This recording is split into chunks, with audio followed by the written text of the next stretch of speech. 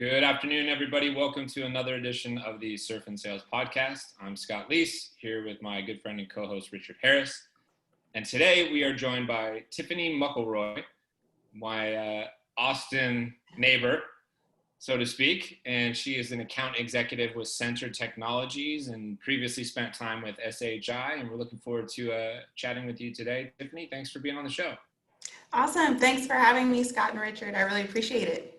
Yeah, I'm excited to get going. We want to thank lead411.com and gong.io, our two lovely sponsors who've been here with us all month and help us produce so many of these shows. So check out Gong and Lead411.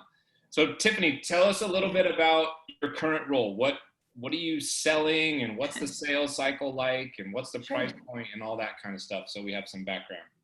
Sure. So I am at a local managed service provider out here in Austin called Centered Technologies, really getting on the map here in Austin, so to speak. So they are based in Houston, Texas. And, in a nutshell, our goal is to be the Whataburger of, the Southern region for managed service providers. We offer services all the way from the basic managed service provider services to 24/7 help desk support. We have our own hosted system. We also offer cloud migration services, day-to-day type procurement services. What else? Consulting, pretty much everything under the gun. Think of us as your normal kind of VAR setup, but more of that local touch where we're able to do a little bit more of start to finish whenever it comes to being the consultant for you and kind of coming up with that IT blueprint. So not just selling you the hardware and kind of going with a partner to perform the implementation. We actually handle everything for you. So we really run the gamut. It's hard to just say one thing, but Are you doing end-to-end sales? Yes, end-to-end. Okay. Yep. Mm-hmm. And what's the price? What's like your average deal size and sales cycle length and stuff? Oh my goodness, it runs honestly the whole gamut, because that's one big difference I've learned in this transition. Because we do things such as time and material, so sometimes it's based on how long do you actually need us. We do project only services, so that can range, from as low as, a couple thousand, if that, all the way up to how big your project is and how much, hardware, software, any implementation that's involved. So that's kind of where we're able to come in and tailor it. So our price point is hard to say exactly where we're at, because if you just want a laptop from me and for me to deploy that, that's only, this might be $1,000 for you. But if you need me to come in for a whole project, then it can be a totally different type of price point for you.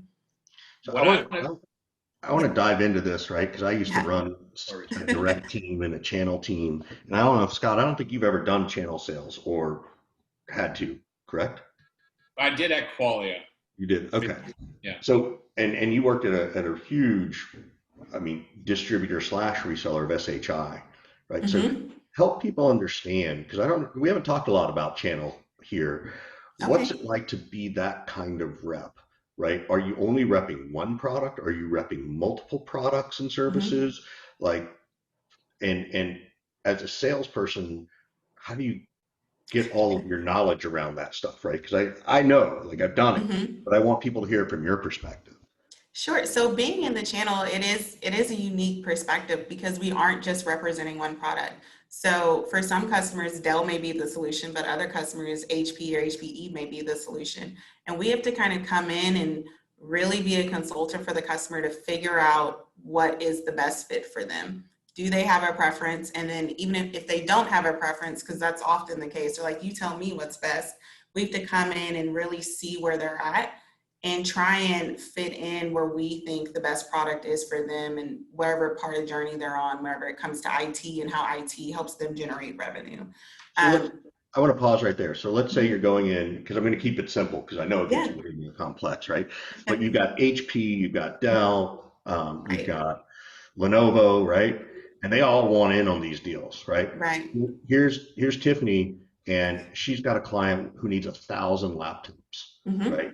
And those guys are all going to be just hammering your door. How do I close this deal? How do I do this deal? Right.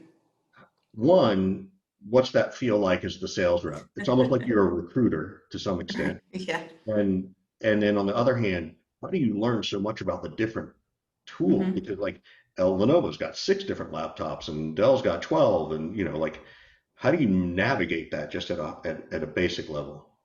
Sure. Basic, I kind of look at it from a good, better, best standpoint as far as, where the customer wants to be price point wise, and then also what are their main focuses. Because if a customer comes to me and they're like, oh, I want all Apple, but they don't really need the complexity of an Apple laptop, I might be like, hey, for your price point in this, maybe an HP or a Dell is a better option for you.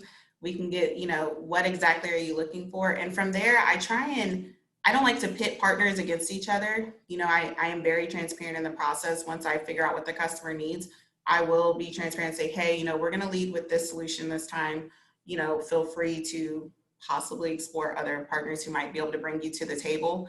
Because at the end of the day, we have to kind of remove the noise for the customer and help them make the best decision for them. So it may not be what makes us the most money, but it is what's best for the customer. So it really just depended on the scenario, coming from SHI, even to here, that scenario happens quite frequently. And so it's just, in us consulting with the customer and giving our honest opinion on which way they should go and seeing if that's what they want to pursue. Are you enjoying being an account executive after spending time in management at SHI? I am. It's a totally different experience, as I'm sure you know, Yeah. going from leading a team of 12 to 15 reps to being a team of 1. So what was the impetus for that decision? I think a lot of people right now, at least that I'm encountering, are making similar decisions. Actually, they're moving away from managerial frontline management roles and going and being an individual contributor again. I'm curious what drove that decision for you, and if it's similar to reasons I've heard from other people. Sure. There were a couple of factors. First and foremost was really just a little bit more flexibility at this point in time in my life, but also kind of getting back to being responsible to my output and my income and getting a chance at actually, quote unquote, carrying the bag, right, as an AE. I really wanted to diversify my resume a little bit more. Ever since moving into IT, I was an inside sales rep, moved into leadership, and now I wanted to get into field. Made this decision before COVID really started running rampant. So going into the field. You made the decision before all this started. Yeah. So started trying to get into an account executive role. Maybe I would say I've been thinking about it for a while, but really started exploring it around that early COVID timeframe before we were shutting down. So it's definitely changed the way that I've had to approach it, because another thing was I really wanted to get out there and get face-to-face with customers. I missed the interaction. I love talking with people face-to-face. I'm, besides being behind the phone, I love that interaction that we can have. And I also feel like it's just a more transparent dialogue when you're sitting face-to-face with a customer. Yeah. You're on mute, Richard. Go ahead. Yeah, no, it's been a while since I've done that, Scott. I just wanted to tease you. I want to pull out of this conversation a little bit because there's something we talked about this offline before we started, is that you were a teacher. You were a math teacher for 8th grade, right? 9th grade and 12th grade. So freshmen and seniors. How long did you do that? I worked that probably about 1.5 years, 2 years, but I was in education off and on for quite some time, and I was actually pursuing my master's in education at the time. So first and foremost, I've had great experience hiring former teachers, right? Like there's just the patience, the ability to explain, the ability to lead a person to find the solution on their own, right? Which is what you're doing with kids, like, before you just, oh, here's their formula. How do you feel like teaching helped you be strong in sales? And then also, how did you make that transition? Because those two worlds do not necessarily, I mean, they might collide on the buying side in the school, but I would just love to hear your background on that a little. Sure. So teaching has a lot of transferable skills, like you mentioned, definitely being patient, but also I think that curiosity that we have as teachers, really trying to get down to the whys behind things happen. I think that's a very important skill to have in sales, because if you don't know why or the reason or the motivation behind a customer's decision, you can really kind of miss them and what their needs actually are. And then it also translates to leadership. I also helped coach with basketball. So kind of those coaching skills, marry those two together and leading a sales team, they go pretty hand in hand because you're not only helping develop newer sales reps, but you're helping them learn to ask the leading questions and kind of dive into what it truly means to be a curious sales rep and how to attain goals and set goals for yourself, but also how to reach different types of sellers because not every seller is not the same. So when I was in leadership, I had to take what I learned as a teacher and addressing different learning levels to sales reps. How does this sales rep go out and sell? When are they their best at selling versus someone else who may be completely different? And then couple that with all the technology I'm tasked with teaching you all to go out and sell. You know, you really have to have that skill to be able to put something together that's digestible and, you know, tangible for some and easy to deliver to a customer. I Make the wonder if, transition. What made you go, all right, I'm done with teaching. I'm going to go, try the selling thing. I mean, to be completely honest, the hours and only teaching for a state test. In Texas, there's a huge emphasis on the state test, especially with math. And I was at a school where there was an even heavier emphasis because I was at an inner city school. And math is already hard enough to make interesting for high schoolers. So imagine only teaching to a test per se. It really does kind of take out some of that creativity that we used to be able to have to now we're teaching you how to answer questions and basically ace a test so, you know, the school can have the ratings that it needs. And that's just how I felt candidly. Not saying that's how all teachers are or feel, but you know, it was just it burnt me out a little quickly. And my husband was actually working at Dell at the time at the channel sales, so he introduced me to a few people, started networking, and that's how I ended up at SHI and getting my start in sales. there's a lot of people in the last few years who've made the transition from teaching and being an educator and moving into sales. When you go through the onboarding process, are you able to analyze like the materials and everything that they give you and be like, this is a terrible training program, this is a terrible course because of the background that you have in building out, you know, schoolwork and things like that? And when you're a manager, did you apply some of your teaching coursework principles to how you train folks?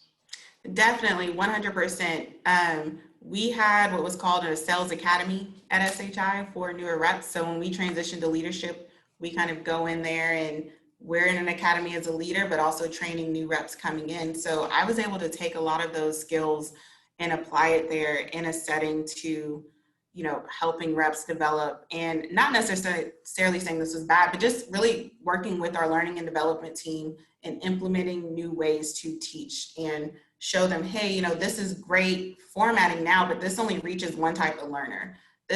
You know, we may have one person who does do well with just a visual PowerPoint, but there are going to be maybe 5 others who need to actually be doing the process as soon as they see it in order for it to stick and to retain. And that's a piece that's often missing, I feel like, in sales trainings is, you know, you have all this content, we'll push it out, but then we forget about some of the learners who may be more, I need to read, see, touch, feel, and, you know, not just look and then now I can go off to the races. So it really helped me, even now, as I work with customers and work in my new AE role, I'm able to really go in and be like, okay, you know, this addresses this part of me, but for this particular thing, for instance, with cold calling, I need to kind of hear someone pitch center, and then now I'm going to go try it and do my cold calls and do it. So there's just a lot of little different nuggets that you can pull from teaching and bring it into sales. Has your sales style changed and evolved at all in the last 6 to 12 months? Yeah, you're nodding your head. Yeah, it has. I mean, I came from an inside sales background and I managed a team of inside sellers. But I will say right now, even just with technology in general, with the push to the cloud, with all the changes that are happening with less on-prem, you know, hardware that we're seeing in our customer environments, it's, you know, it's making us stay on our toes, and it's making me stay abreast to what type of industries are leaning towards which type of technology, but also, you know, what outreach is working for customers. They're not necessarily in the office anymore for me to drive by and say hello and, reach them quickly with the drop off. I might have to, put in 10 calls to them just to reach them either in the office or at home while they're trying to do learning with their kid. And so maybe they don't have the attention right now to give me. And it's just been a whole different selling environment. What's working for you right now other than cold calls? Is there particular channels that are working, and have you become a big fan of one over the other? Cold calling is not dead anymore. I personally feel like, it is taking a few more dials than it did 4 or 5 years ago. Email outreaches, but also LinkedIn and social selling. I'm learning more and more every day about leveraging social selling and how to tailor messaging to when you're reaching out to potential contacts on LinkedIn, and trying to also reach them that way, because people are spending more time on social media right now. And, some people are still in the office, so doing a drop off, they'll still get notified if I leave something at their front desk, or if I actually send them something in snail mail, that still works too. So really just trying to hit it from all different angles to really grab the attention and be consistent there.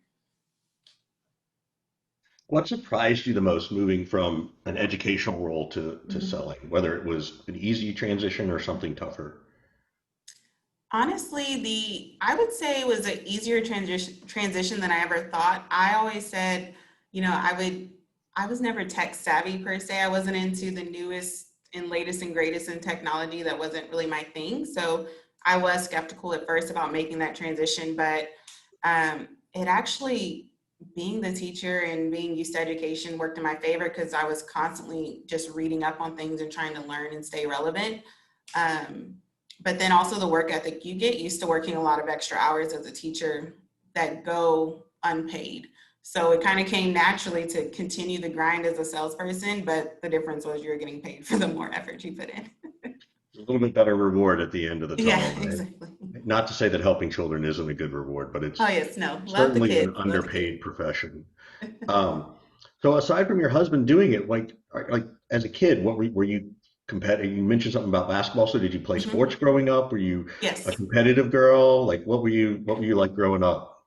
Sure, I was very competitive all the time, played sports, played basketball year round, AAU basketball, I ran track, ran summer track, was very into all of that growing up. Even in college, didn't play like for the actual team, but I would still play intramurals, and that competitive nature really never left. My husband played some professional football, so was still into sports even post graduation and everything. So, the competitive piece really, it's my motivation for sure. Where do you guys have kids yet? Yes, we have two. How old are your kids?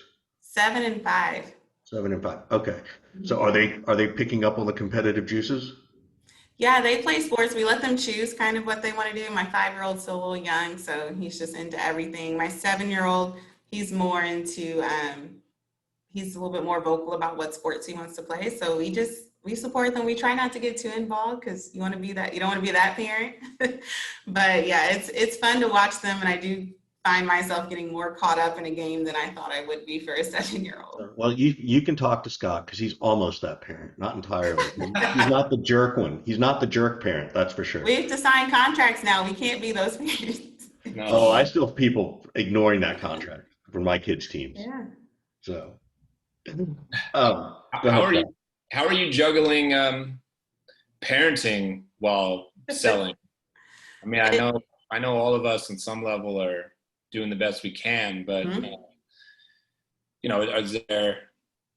what's working for you that you could maybe share with others, and maybe even Richard and I could try it out, because God knows we're all at times suffering together. Yeah, honestly, this may get some frowns, it may not, but my kids are in person right now. They attend a small private school, so even before COVID, their classroom size was less than 10 kids per class. So they've kept that small classroom size, and it's worked right now. So we've kind of lucked out, I guess, in that regard. Yeah, but before different situation than some of us. Yeah. Yeah, but before that, like while they were home for those months, it was different. My kids got a lot more screen time than ever before. So, and I'm not ashamed of that because I Yeah, had to code how I please, when you could. crack that code of screen time, please let Yeah. us know. Like it's Oh, there isn't terrible. one anymore right now. I think it's just maintain your sanity at this point. Do what you can. Totally But I do agree. have friends who are still homeschooling, and yeah, it's real. It's hard. Yeah. What you know, what are some of the other challenges you faced in sales in general? Like, you know, Sure. what have you ever experienced that maybe you want to share? Yeah, so I know, so one of the reasons why I wanted to do this was just, really speaking about kind of being the minority in sales, or especially IT sales. Coming into sales, I was coming from an inner city school where there are a lot of Black and brown colleagues around me and students around me, to an industry where we were not really present. At SHI, I was actually the first African American woman sales leader in the Austin office that they'd ever had. And so, Out of how many? countless. There are Like plenty of leaders. 10, 100? No, for a woman, I was the first, and SHI had been around for, for a while. I would in the I should say in the Austin In office. So Austin, yeah. Austin probably started 2005 or six. I can't remember when the Austin office started. But that was really an eye opener when I got into leadership, that was a true stat, that in 2017 or 8, whenever that was, that I was the first African American woman to become a sales leader in that location. And it just kind of showed where we were in the IT industry. Women are already kind of a minority in the IT industry, but then tackle on top of that being a Black woman in the IT industry, it's a different type of scenario, and it presents its own challenges that are very different in general. Are the challenges that you face internally more difficult than the challenges you face externally?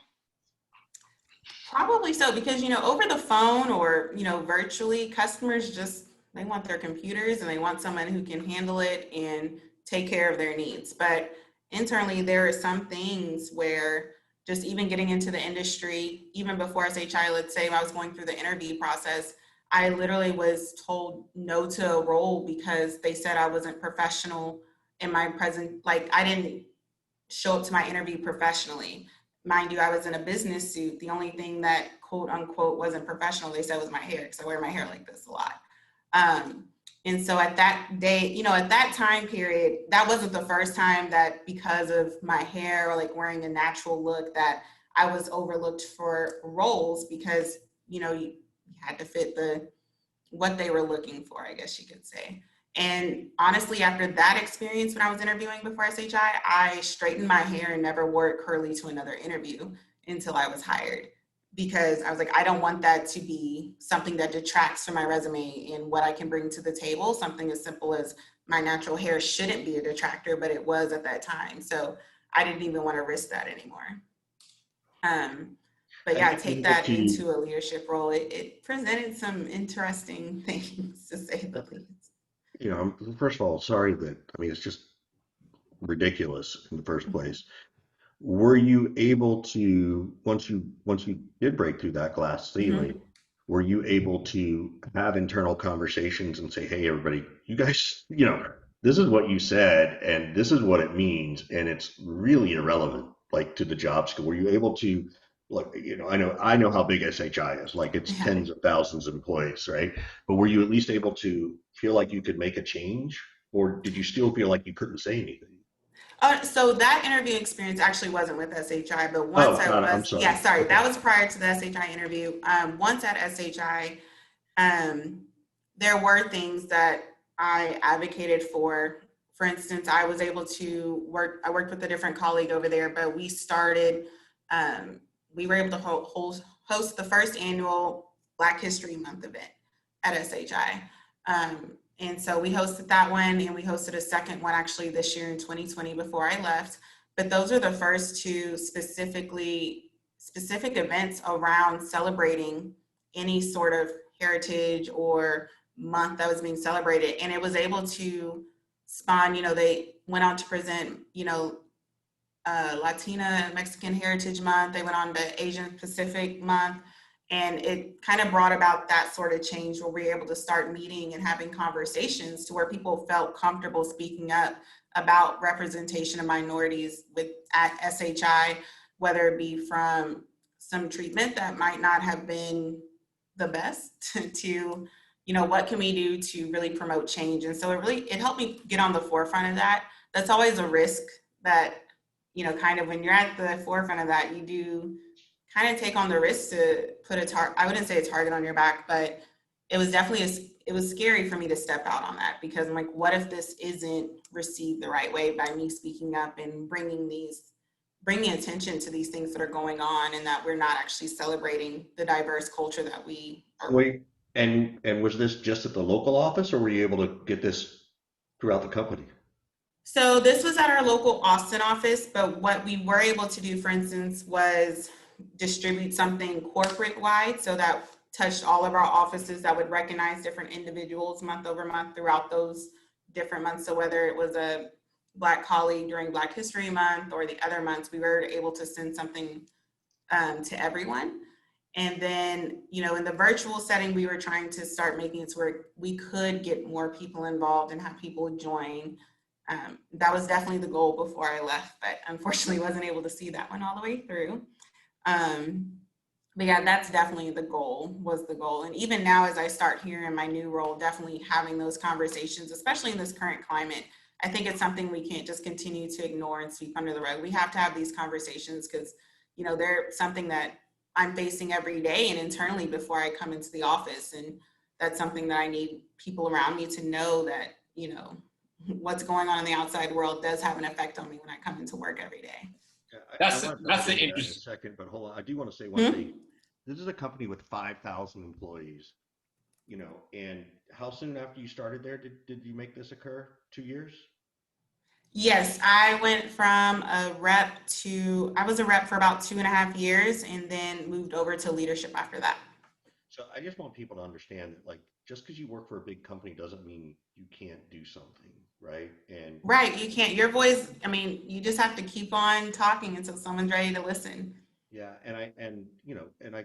I'll make a major assumption, so push back on me that, as an African American woman doing that, and if you want to try and grow your career in a company, that can feel very intimidating. It definitely was. Yeah, so kudos to you to do that, and I hope people listening will take this to heart and understand that, it does need to be done and brought up.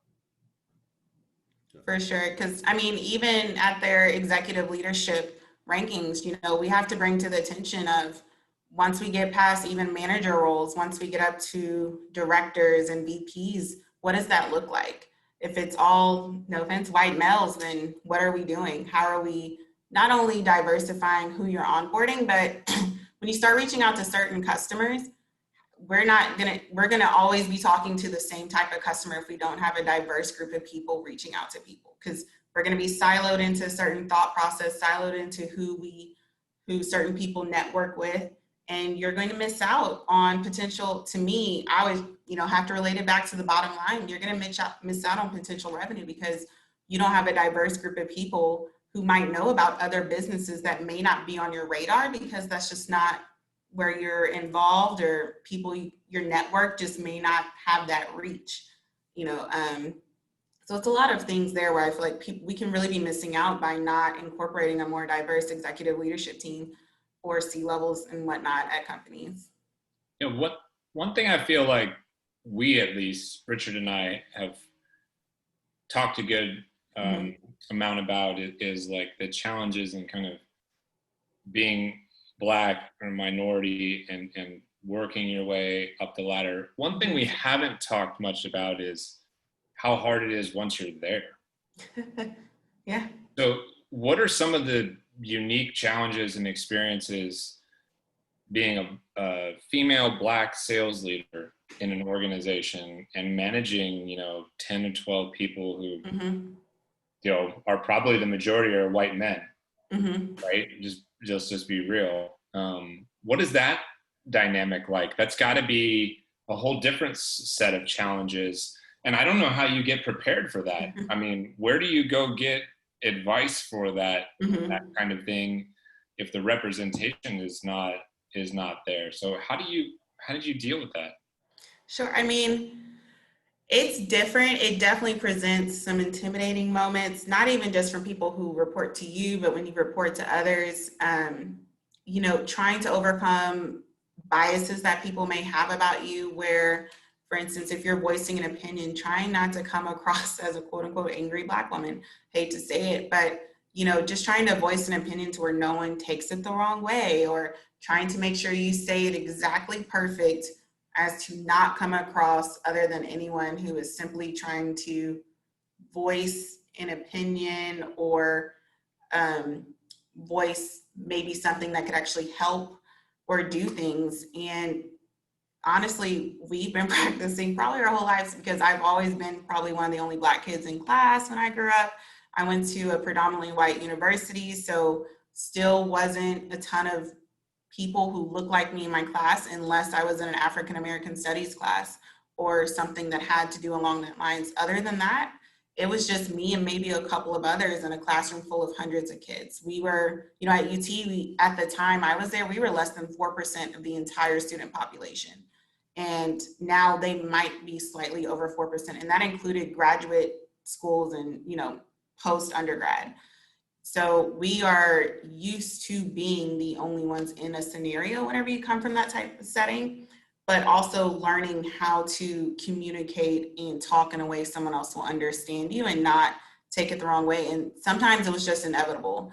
There are the times where you feel like, because I'm who I am, I might be getting looked over because the white male is he or someone else is better fit, quote unquote, for that position because they fit the mold of what they're looking for. And there's also that, well, you're in leadership now. We've kind of done what we needed to do. We have someone in leadership. Yeah, but we checked the box. Now I don't need to groom you or mentor you as much, kind of thing.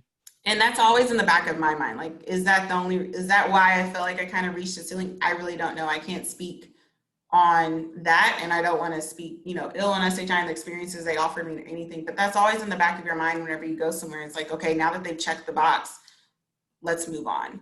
And that's not where I want to be somewhere that's accepting of me and all of who I am, how I am as a seller, and accepts the potential that I have as far as growing and getting into an executive leadership role, if that's where I went to pursue. What advice do you give to people who feel that, who have that in the back of their mind, right? Mm-hmm. And maybe even a better question is, how do you know when you found a place that's open and accepting? Sure. I mean, I can take Center, for instance. I came to this interview with braids and my nose ring, and I did not straighten my hair or do anything different. I just came as I was, as myself. And immediately when I walked into my interview with my CEO, I could tell like it was just a totally different feeling when I walked in, to where I knew that if they offered me the role, I would accept it, because I could just tell in our dialogue and our conversations, he was genuinely curious in what I had to say and what I've done with my sales team. What were those in sales speak? What were their buying signals that you said, oh, they're asking me this, so I know they're really interested?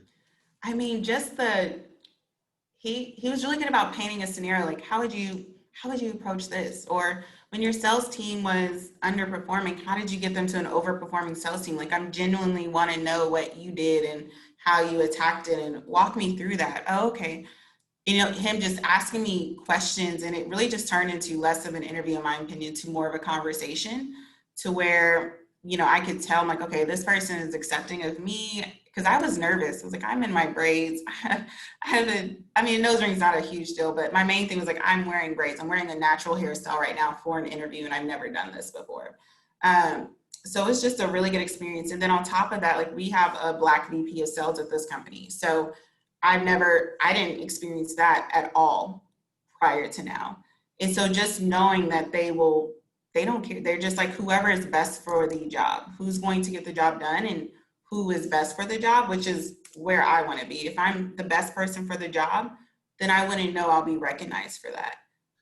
So compare that to the checklist interview, right? What kinds of questions are they asking or not asking in that world?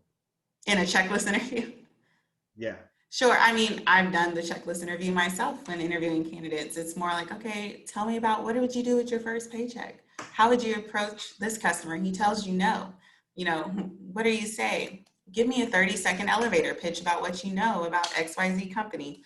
You know, just kind of those, rate them on a 1 to 10. Did they answer it the right way versus, you know, tell me about your life, what you've gone through. Why do you want to work? Why do you want this role? What would you do with this, you know, coming in with however much experience you have? I feel like interviews that are more of conversations are the ones that go well and they go better because you get to truly know the candidate in that short amount of time. Because Richard, anyone can, go ahead. sorry, Tiffany, I'm just laughing. Richard, has anybody ever asked you in an interview what you're going to do with your first paycheck? No, I don't think so. I've never got that one either. Really? Yeah. No, I've heard. never. That's bizarre. I don't even know how to I respond might to have it. to just go say, you know what? I'm going to go spend it on blow and hookers. I don't know. Oh my God. Just if I were interviewing today, that would be my favorite question to answer. Oh my that way. goodness. What is the same thing that everybody else spends their paycheck on? Exactly, Are right? you going to What a save it or blow question. it? So, Yeah. what? I got family, I got bills, I got mortgage. Same thing you're spending money on. You know what I mean? So Tiffany, Yeah. as you've grown into this a sales leadership role, and then I think the micro communities have really come out a lot, particularly because of COVID. Are there places you go as a Black woman to look for support in sales? Are there communities you are a part of where this topic even comes up? And if not, that's okay. But I'm curious. So if people are listening and they want to know where to go, do you have such a My place? goodness, there are so many. Honestly, I try and find sales leaders who are, like I said, I've gotten more into social selling. So I started following people such as, Kevin Dorsey, or someone else I started following was, oh my goodness, now I feel terrible because I just Galen, do you blanked. follow Galen? I don't. Oh, Morgan Ingram, follow him. So starting to really find some people in the sales game who are minorities and whatnot, but also just women in leadership too. I feel like we have a lot of commonalities with, even if you just are a woman in IT, not necessarily minority, we still, you're breaking barriers once you become into that leadership role. But, outside of that, I just started following a lot of people who also are not afraid to post things on LinkedIn about calling out companies with C-levels who say the thing right now is people are putting out their statements about we support, we're diverse. And then when you dig into their leadership team, it does not dictate as such.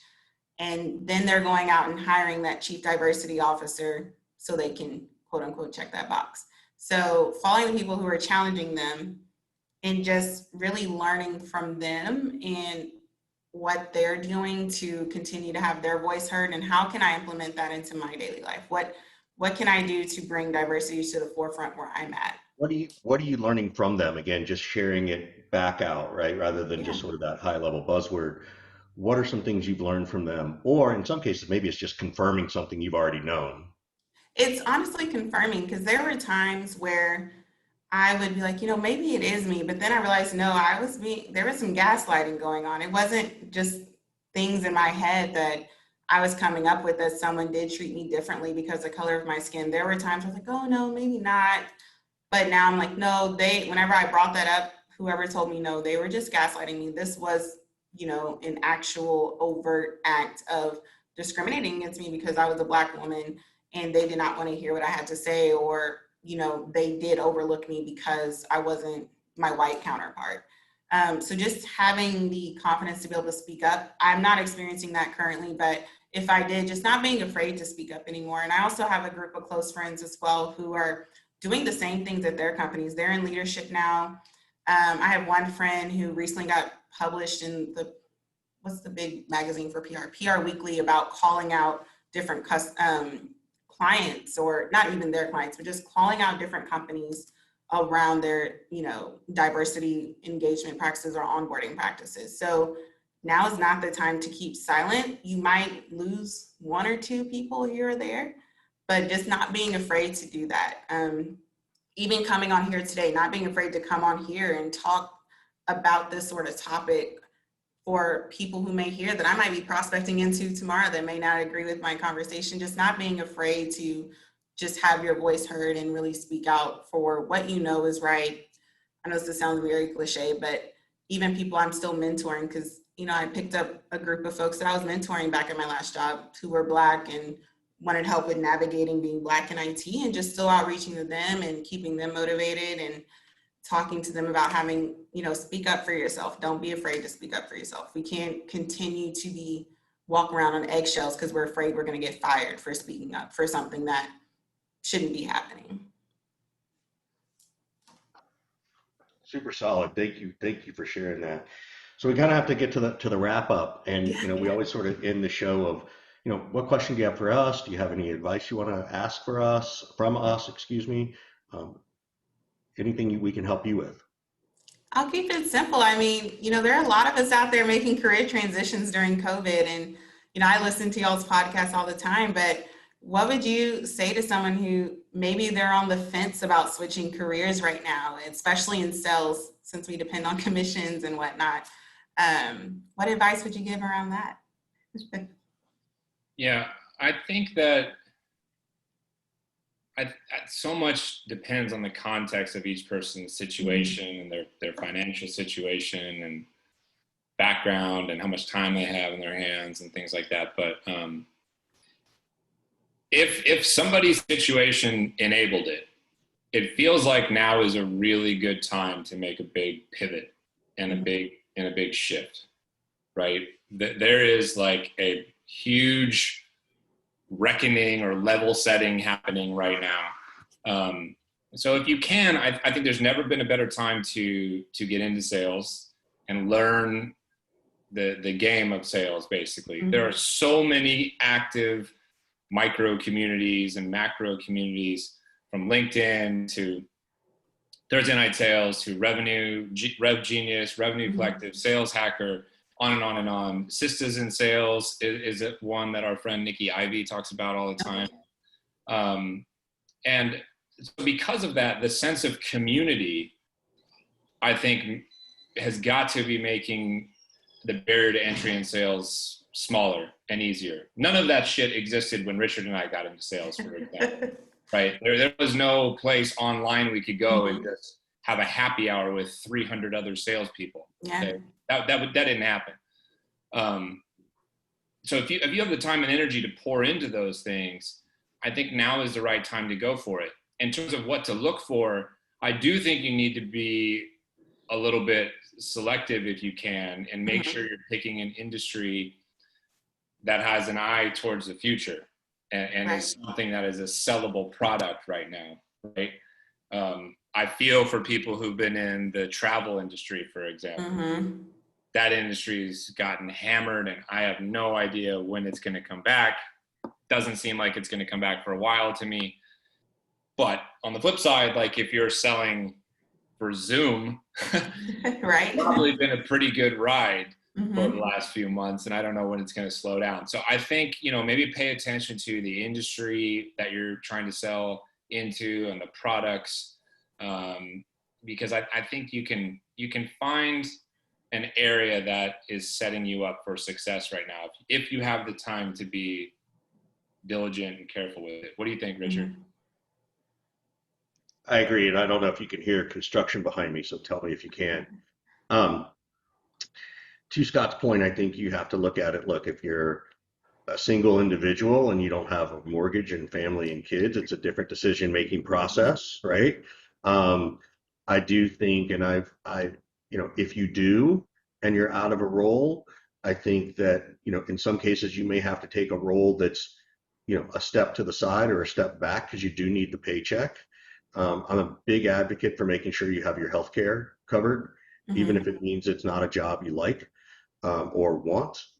But I also think too is that there's value there because you can say, look, it's a crisis mode. I had to do this for my family, and 6 months or a year later, I'm ready to move on because the economy's ready to move on. Like I had to make a tough decision that I didn't like, and I think that sends the right message to the next person. So in some cases, in this role right now in the COVID world, it's not about the job you get now, it's about the one you want to have next, Mm-hmm. right? It's almost like, and it also gives you a chance to redefine yourself just a tad, Mm-hmm. right? If you were in the travel industry in sales, all right, well, the skills are transferable. Make sure you understand how to talk about that. But Right. maybe it's time to get into something else, right? And in a different vertical or thing. So it's tough. I don't want anybody to make the initiative to quit and not look for a job, but I do know people are hiring, right? Mm-hmm. I do see sales roles out there. And, my advice is not to let people's egos get in the way if you are in a situation where you do just, hey, let me just break even this month. Let me make sure I got my bills paid. Kids are in school, they're back in school. Mm-hmm. It's a totally crazy world right now. Like, take care of yourself, I think, Mm-hmm. is a little bit more important depending on the situation. Awesome. Solid advice. Well, thank you so much for joining us, Tiffany. We really, really appreciate it. And thanks for sharing all your insights on this stuff.